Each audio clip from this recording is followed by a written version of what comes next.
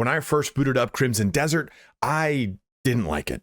3 months of hype and then a 77 on Metacritic, that just takes the wind out of your sails. And I know that most of you felt it too. Here's the thing, Crimson Desert does have problems, real ones. Controls that fight you, bugs that'll make you laugh, and some that'll make you quit. I'm not going to pretend that those aren't real. But critics made a mistake that I think changed a lot of our perception. They reviewed the wrong angle of this game. They graded it like it was a Baldur's Gate 3, a narrative game you're supposed to walk your way through. Crimson Desert is not that game, and it never was. The developers even said it. I'm not here to rattle off scores. I'm going to tell you what I actually felt like playing this game, because that's the conversation nobody's really having. This game has consumed my life for a solid 2 weeks and shows no signs of letting go. And in this video, I'm going to tell you exactly why. We'll talk about those problems and we'll talk about what I love, but we'll also discuss something that I think a lot of us have forgotten. So let's get started. And when I first booted this game up, I was treated with the opening story, which I'm not going to sugarcoat it. Was this what every review was talking about? It's pulpy, it read like Harry Potter fanfic. The opening portion of the game is treated as some sort of, not some sort of, but an actual tutorial to get you introduced to a lot of the basic functionality of the game. And in doing so too, you kind of get somewhat of a narrative taste of the character that you are against one of the big opposing forces that you seem to be dealing with. And it was so flat, you know, a lot of that like, oh, did you miss me type of stuff. And I'm like, oh man, this is not looking too sharp for me. And then right after that section, you are then dealt a series of narrative hands, I guess you can say, narrative quests that force you through a narrative block of the game. And each one of those felt cryptic and weird and out of place. And there was no explanation as to why you were where you were at that point in the game and what the narrative thread between those points were. So there is a lot of initial inertia that is created right out the gate because of it, but it quickly melts away as I got past that. Now, this isn't one of these kind of reviews where I say, once you spend 40 to 60 hours in the game, you'll really like it. No, that's like someone saying, hey, you'll really like this TV show, give it 4 or 5 seasons and then it gets good. Nay, I'm not saying that. Really, that block that I'm talking about is about the first or second hour. After that forced narrative play and the guardrails come off, the sandbox opens up, and it opened up to me, and I saw the game for what it was rather than what it had been positioned as by a lot of other people. But there were still some other problems to deal with in the game, and those come down to a number of things. And the first most obvious one is performance. So you can see here we're in an interior space and it looks pretty good, right? I have a pretty beefy computer. This is a 4090. I have a really fun Ryzen 9 9950 X3D. And as I come outside, it still looks really good. Now, the camera, you can see it's a little choppy right now because when I use OBS, the game doesn't quite like that. But again, interior spaces and exterior look really good. And the issue here, though, is I have ray tracing and ray reconstruction on. Those are two features I almost never use in games because they just eat up so many resources. So let me show you what happens when I just shut off ray reconstruction, which is basically like a hyper ray tracing, I'll just call it. Interior, not that bad, but it's starting to look a little spotty. My armor doesn't look as clean. This is looking a little bit muddier, and this is a lot harder to see when you actually play on a console. And sometimes that actually shuts off ray tracing, but that's our next thing here is ray tracing. We're going to shut it off and watch what happens. The interior space becomes a lot muddier. My character looks a lot blurrier, a lot of artifacting off of reflections, and this was way, way worse at the very beginning of the game, which has a lot of interior dark spaces. Now that we've gotten into the world where I can actually walk outside, and you can see too that the footage is a lot cleaner and a lot less choppy. Outside looks great, no problem. On or off ray tracing doesn't matter as much. But the interior space is a big issue with performance right now because it's causing a lot of frame issues having ray tracing on. Some cards can't even run ray tracing, so you have that number of issues. And as this pertains to consoles, if you're not playing on like a PS5 Pro and a 4K display on performance mode, my character's just tweaked out. You're going to run into some issues. They have rolled out patches to balance a lot of this, but it's still, I think, one of the biggest performance hits the game has right now is the bugged operation, or at least my perception of a bugged operation of how ray tracing has far too much of an impact on the interior versus exterior I guess, landscape and the legibility of it, which brings us to another big issue right now. And that is the bugs in the game. They're there, they're prevalent. I think it's also kind of a symptom of an open world game. Any open world game I've ever seen launch is just filled with a lot of them. But these bugs are not necessarily, hey, I jumped off a cliff and my horse exploded me upward, which is a thing that's happened to me. But it's more these little quality of life issues where if you're not facing directly the right way to a vendor, then you can't access them properly. Or if you approach a certain location, then someone might have walked away from that location to do a quest and you can't do the quest because they just decided to walk away. So those little bugs are annoyances and they do occur. So again, to be fair, they've rolled out 2 sets of patches that have tweaked and made that better, but they're still there. And on top of it too, the level of like fine-tunedness when it comes to observing skills or observing these little narrative notes that exist within the game, they're buggy. And sometimes if you're not 100% squared up on one specific direction, you can't learn a skill. Or if you are trying to read from a book, if you try to do it without like the camera set in a very specific way, or that camera could shift wildly from system to system. I've heard people having a lot of issues on consoles reading books. That allows you to not learn that skill. So that creates a lot of moments, those groaning moments where you're just like, okay, man, what's going on here? So those exist. And I'm not going to say that they don't. Another big issue that has come up a lot has also been how inventory management works in the game. These last 2 patches have really helped out a lot with inventory management, but inventory is definitely a pain point. You have to deal with grouping all of your things together into these clusters that you then can access and quickly pull yourself through. If you're playing the game right now, I have a whole inventory management video that goes through a lot of this. You can find that linked in the upper right-hand corner. But this is just my inventory. Thankfully, in the very first patch added to the game, they have added a private storage. So between the private storage that you can now deposit into, it used to be you could only extract from it. This does create, this does at least alleviate one of the biggest issues that the game had, and one of the biggest pain points a lot of reviewers had was the clunk of the inventory and the lack of private storage. This being in now has helped, but again, it is worth noting you will still have to wrestle with this. And in closing, we have the controls. Now, this is something though that I think is a bit, or maybe it's contrarian on my part, but I don't think the controls are bad. They're just new. There are some things that are clunky, right? Jump, double jump, and fly are all bound to the same button. So that does have weird interactions more often than not. But 2 patches in, again, this has gotten better and better. This is definitely a living product.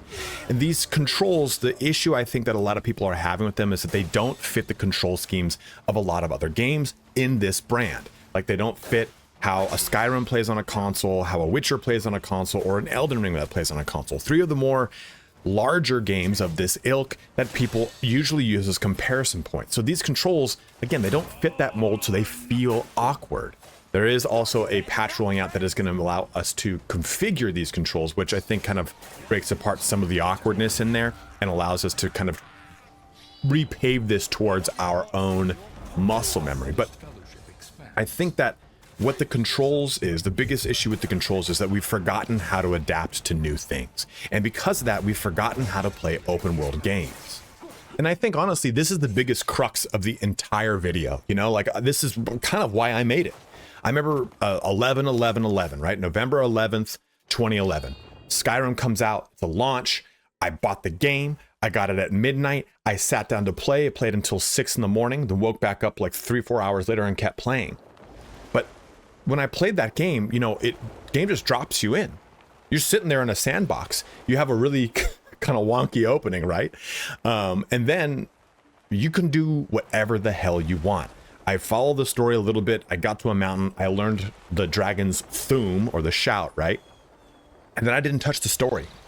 I didn't touch the story for 2 years. I didn't beat Skyrim until 2013. Hundreds of hours into the game. And at that point, you know, I had bought the Prima strategy guide with it, limited edition, no less, only the best for Skyrim. And that was my only reference point for how to find things or how to explore the world, was this tome that sat next to me while I played the game. And I would crack it open and pour through things and use its little bookmark tassel to say, oh, I want to come back to here. Or when I was, you know, taking a poop, I'd just sift through the book here and there. That was my only exposure on how to play this game.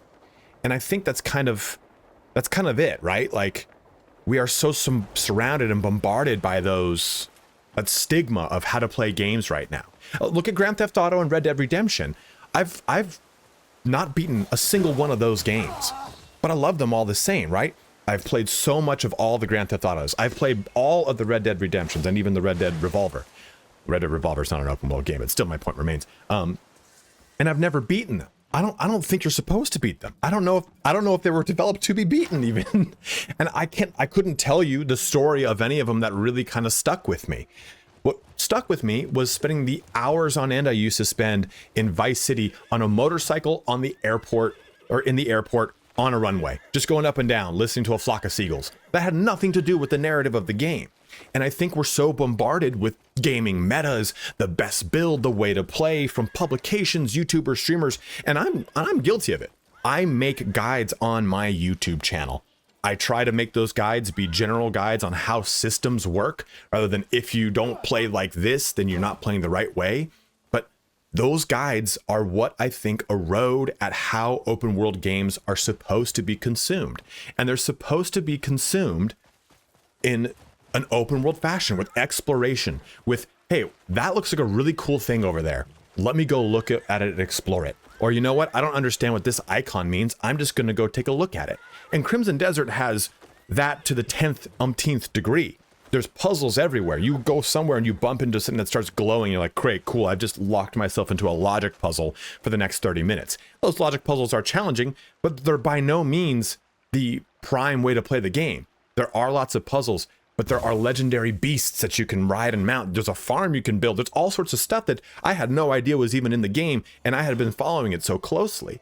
So when it comes around to what this game is, you have these reviewers who gave this game a 77 aggregate score that were 2 weeks prior saying this could be the next big thing in open world gaming after a hands-on preview. But every issue flagged in reviews is something that's discoverable within the first hour or two of the game, the same gameplay that they would have witnessed in that preview. So even the people who loved this game in a preview couldn't escape the meta. That's how deep this problem runs, and it's why we've forgotten so much on how to play and how to enjoy open world games, accessing and using the open world. And the open world is what makes this game so great. I think combat is the thing that all of us really saw from the very first trailers and previews and discussions about this game. Hey, here's this crazy, cool, elaborate combat system. It's the first thing, everyone noticed, and rightfully so. It's very flashy, it's over the top. But what no one really kind of talks about is how this combat expands and becomes something more nuanced. Sure, you can use a sword and shield, but you can also dual wield, you can also use two-handed weapons, and you can have all of your skills all jump into each one of those forms without having to spend more points in them. So the game respects your decision to explore within combat itself. Do you want to just use your fists and throw fisticuffs and be a monk? You can definitely do that. And on top of it too, you get these skill systems that not elaborate, but these skill systems that blossom into a lot of different inputs so that the combat system feels very fun and very engaging without being too complex, which is something that was a very big worry coming into the game. But now that we have our hands on it, it's pretty rudimentary. Everything that's aggressive is on the right side of your controller. Pretty much everything that's defensive is on the left side of the controller. It's a great kind of segue into a really fun system. But combat is just the front door here. What's behind it is where I stopped paying attention to the clock, and it's the quests. Because the sheer volume of side quests and tasks show that the world of the game is well outside of the main narrative that feels very individually handcrafted from quest to quest. Now, don't get me wrong here. There's no mastery of side quest and task like there is in a Baldur's Gate 3 or a Witcher. Witcher 3 side quests are incredible, right? But that fantasy charm that makes you kind of grin and want to pursue more or go down the rabbit hole of where this side quest leads is very much there in the quests and side quests and tasks and various other commissions. There's so many different terms for them in the game. So that narrative that I was so worried about is something that is actually pieced together and cobbled together with all of the little side missions and side things that you do in this game, which are, again, make up the meat of the game. And if we're talking into a deeper system here, the Greymane camp is something that was introduced to me via the quests. The main story brings you into what the Gray Main Camp is, and it's vaguely mentioned in the reviews, and the preview footage kind of just goes over it a little bit. But it's this amazing mechanic that becomes more and more enveloped and grows to match how much effort you want to put into it. You could completely ignore the Gray Main Camp in this game. A lot of people have. I have a buddy who's played it and he's barely done anything to it. Whereas I've put a ton of hours into it, and it becomes this massive autonomous hub where companions generate materials for you, find unique late game resources, they can create income for you, physically build things in the game world. So it becomes this whole system within a system. And that's the biggest thing too, is that there are these layers upon the game. So many overlapping systems. Yeah, sure, you've got the basic puzzles, but then you have these elaborate trade routes. All of them are linked to the same core loop of exploring the game at your own pace, discovering these systems as they intertwine with you. Do you want to go become a bounty hunter and spend most of your time hunting down all these ne'er-do-wells? Then you most certainly can. And it's one of the biggest things that no reviewer touched on, the breadth and expansiveness of each individual system. There was this feeling that these systems created exhaustion when actually these systems actually create the color of the game world. And in this save right here, I don't want to spoil anything by showing you tons of crap, but in this save, I'm about 100 hours in. I'm going to zoom all the way out. You can see that I'm pretty much over here in Hernand, a little bit in Dominicis, whatever, but I've got so much of the game world that I haven't even touched on. Now, let me load up my friend's save. We're both about 100 hours in, but Fervor Gaming, his save is in a much different direction. Oh, also, let me show you this. My main quest is, the title shouldn't matter. You can only see I'm only on the 5th chapter of the main quest. So loading over here to the mouth of Sauron, we can take a look at where Fervor is. Again, same amount of time roughly with the game. His quest is, journal, quests. I mean, if I'm right here, he's a couple in front of me, right? 3 more quests ahead of me, and he hasn't even really started on this. But if we come over to the map, you can see that we're the same starting, not the same starting location. We're both right here on the map where I started, but look at how much more he has explored and gone into the different locations, the different areas. And that's important. We are both consuming the game at roughly the same pace, but doing different things. And that is what makes an open world, is that different experience. I think when people talk to me about Baldur's Gate 3, they say, hey, what did you do in Act 2 when dealing with this boss in that location? It's pretty cut and dry, right? Because we're all experiencing the same set of scenarios because it's a set single-player narrative game. Now, this is a single-player open world game where you get to have the same level of conversation that you do when someone's talking about Skyrim, or when someone says, hey, when I'm playing on my Red Dead Redemption 2 RP server, this is what I do. When I play GTA 5 on my RP server, this is what I get to do. You get to experience this game in all the ways that you want to experience it. I wanted to focus on stuff like the Gray Main Camp and building out certain locations. Fervor wanted to go over here into the Crimson Desert and go into all these locations and explore every corner of the world in the same amount of time as me. So this is the most important thing, I think, here. What makes it so great is this exploration, but also the sense of being able to accomplish different things in the game at the pace that you want to. And this is where the game lives. This is where the 77 rating dies and a higher rating rises, because this isn't a game you start and finish, it's a game you live in. And in conclusion, critics weren't grading Crimson Desert. They were grading the game they expected it to be. And I get it. I groaned at the opening story too. I saw the bugs. I wrestled with the controls. But somewhere between not beating Skyrim for 2 years and building out this awesome Gray Main Camp for the 100th hour, I remembered something.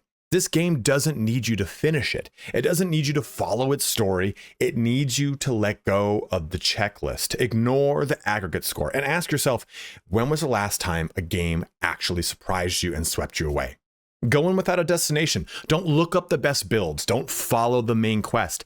Pick a direction and start walking. That's where Crimson Desert lives. The 77 score wasn't entirely wrong, but it was grading the game on the wrong scale, with the wrong exam. And that's why Crimson Desert is a game that has consumed me for so many hours, with so many more to come. Thanks so much for watching here today, guys. If you enjoyed this video, please don't forget to like, comment, or subscribe. And go ahead and let me know in the comment section below. How was your experience of Crimson Desert? Did you return it after an hour and a half? Or are you at the 200th hour and you haven't even gotten to the Gray Man camp? Everyone's going to have a different experience. And I definitely want to acknowledge that and talk about how your experience and what you value in the game is entirely up to you. You spent your money. It's your prerogative. So enjoy the game how you want.